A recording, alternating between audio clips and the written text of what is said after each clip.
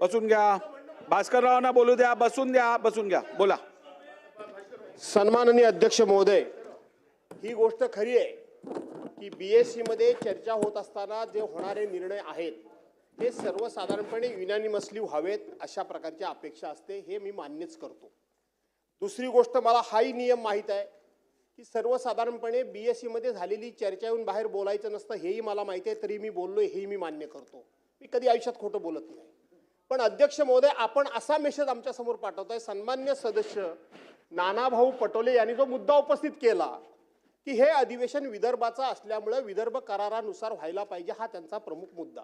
ठीक आहे, त्याच्यावर आपण निर्णय देणार. पण आपण असा मेसेज पाठवला की आम्ही तिथं ह्या सगळ्या गोष्टीला मान्यता दिलेली. आम्ही आमचं मत तिथं मांडलेलं आहे की 8 ते 19 पर्यंत व्हावं, हा आम्ही आग्रह केला.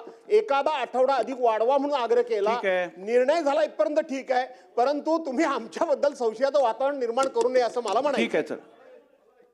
अध्यक्ष महोदय, आमचे मित्र नाना